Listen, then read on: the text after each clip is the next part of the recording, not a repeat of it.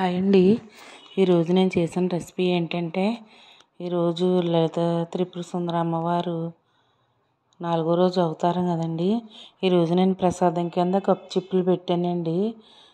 గప్చిప్పులు అంటే దీన్ని అలాగనే పిలుస్తాము. ఏంటంటే మినపప్పు నానబెట్టి దాన్ని గట్టిగా మెత్తగా రుబ్బాలండి. గారెల పిండిలా కాదు, గట్టిగా రుబ్బాలి, కానీ ఇడ్లీ పిండిలా మెత్తగా రుబ్బాలి. దానికి నేను ఒక పావు కేజీ బెల్లం, ఒక 300 గ్రాముల బెల్లం ఉంటుందండి, పాకం పెట్టాను. ఒక చిన్న గ్లాసు మినపప్పు తీసుకున్నాను. చక్కగా మెత్తగా గట్టిగా రుబ్బుకున్నానండి దీన్ని గప్చిప్పులు అని ఎందుకంటారని అంటే, దీన్ని మనం చక్కగా ఇలా నూనెలో వేసి పాకంలో వేసి అలా నోట్లో వేసుకుంటే బయటికి చప్పుడు కాకుండానే మింగుడు పడిపోద్దండి నోట్లోకి. అంత మెత్తగా స్మూత్గా ఉంటుంది. అందుకే దీన్ని గప్చిప్పులు అని అంటారు. పిండి తీసుకునండి, అందులో చిటికెడు ఉప్పు వేసి బాగా బీట్ చేశానండి. ఉప్పు వేస్తే మనం తీపి అయినా కొంచెం ఉప్పు వేయాలండి పిండిలోను. ఏ స్వీట్ చేసినా కూడానే అప్పుడే దాని టేస్ట్ అనేది పెరుగుతుంది, లేదంటే చప్పదనం వస్తుందండి. అందుకని నేను కొంచెం ఉప్పు వేసి బాగా బీట్ చేసి పిండిని, గట్టి పిండి కదండి, దాన్ని నూనెలో వేసి చక్కగా లైట్ గోల్డ్ కలర్ వచ్చే వరకు వేపుకోవాలండి. అప్పుడే మన పాకంలో సాఫ్ట్గా తినడానికి గులాబ్ జామ్ కన్నా బాగుంటుంది. మా అమ్మ వాళ్ళను ఇలా చేసేవారండి. ఇవి పాకం పునుకులు ఇలాంటివి ఇది వేసుకుని, ఇది మినప్పిండి కాబట్టి అండి, మనం బయట ఊర్లకి ఎక్కడికి వెళ్ళినా తీసుకెళ్తే చక్కగా గులాబ్ జామున్ లాగా నిలవ ఉంటాయండి. పాసిపోవో పాడవ్వో. ఎందుకంటే బాగా గోల్డెన్ బ్రౌన్ వచ్చే వరకు వేపుతాము. చక్కగా పాకంలో పీల్చుకుంటాయి కాబట్టి ఒక 2-3 రోజులు బయట ఊర్లకి వెళ్ళినా తీసుకెళ్ళచ్చు. మన కడుపు నొప్పి ఏది కూడా రాదు. స్వీట్ తినాలనే క్రేవింగ్ వచ్చిందని ఈ చక్కగా బాక్స్లో పెట్టుకుని తీసుకెళ్ళచ్చు. చాలా బాగుంటాయండి. మనం నోట్లో పెట్టుకుంటే పక్కన ఉన్న వాళ్ళు కూడా తిన్నట్టు తెలీదు. అందుకే దీన్ని గప్చిప్పులు అని అంటారు. పాకం అంతా స్మూత్గా పీల్చేసి మనకి స్వీట్ అనేది ఏమీ అవసరం లేదండి. మినపప్పు, బెల్లము, నూనె ఉంటే చాలండి. మీకు నచ్చితే పంచదార వేసుకోవచ్చు, కానీ పంచదార కన్నా బెల్లం హెల్దీ కాబట్టి మేము బెల్లం పాకమే వేస్తామండి.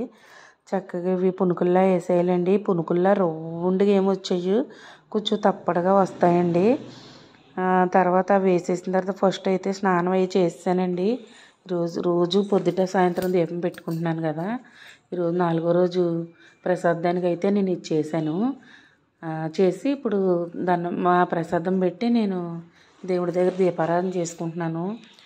రోజు అష్టోత్తరం చదువుతున్నానండి. 108 అష్టోత్తరాలను, దుర్గాదేవి అష్టోత్తరం చదువుకొని చక్కగా ప్రసాదం పెట్టుకొని పూజ చేసుకుంటున్నాను. ఈరోజు పూజ అయితే నేను ఈ విధంగా చేసుకుంటున్నాను. మీరైతే ఏ విధంగా చేశారన్నది నా కామెంట్లో చెప్పండి. చూసారు కదా, ఇగో ప్రసాదానికి రెడీ చేశాను. ప్రసాదానికి రెడీ చేసిన వల్ల నేను ఏది టేస్ట్ చేయట్లేదండి. ఎందుకంటే దేవుడికి పెట్టేది కాబట్టి మనం ఫస్ట్ టేస్ట్ చేయకూడదు. దేవుడికి పెట్టిన తర్వాతే తినాలి. కానీ ఇలా నోట్లో పెట్టుకుంటే అలా వెళ్ళిపోతుందండి.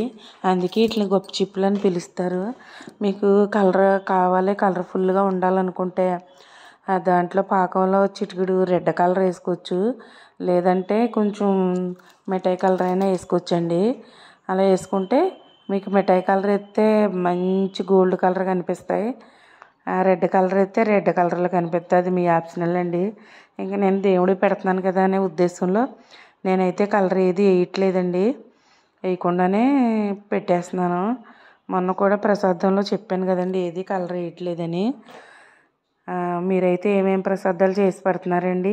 రోజు నాకు నచ్చిన ప్రసాదం చేసి పెడుతున్నానండి దేవుడికి. గప్చిప్పులు మాత్రం చేయడం అస్సలు మర్చిపోకండి. చాలా టేస్టీగా ఉంటాయండి, చాలా బాగుంటాయండి. మేము ఎప్పుడైనా బయటికి ఊరు వెళ్ళాలనేటప్పుడు చక్కగా రొట్టు అది వేసుకుని వెళ్తాం కదండి. అలాంటప్పుడు కూడా ఇవి కూడా వేసి పాకంలో వేసి పెడితే పిల్లలు చక్కగా అమ్మ గులాబ్ జామ్ అని గులాబ్ జాములు అని వేసుకుని తినేసేవారండి. దానికి దీనికి డిఫరెన్స్ ఏమీ తెలీదు.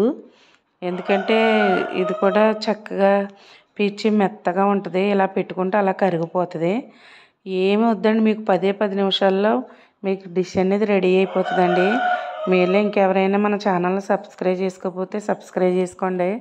బెల్ ఐకాన్ని క్లిక్ చేసి ఫ్రెండ్కి షేర్ చేయండి. ఇంకా మన ఛానల్లో మంచి మంచి ఐటమ్స్ వస్తూ ఉంటాయి.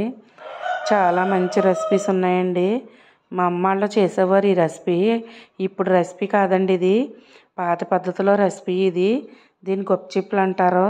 అస్సలు ఇది చేయడం అస్సలు మర్చిపోవద్దండి. సింపుల్ ఈజీ మెథడ్ అండి. మీరు కష్టపడవలసిన పనే లేదు, చాలా ఈజీ.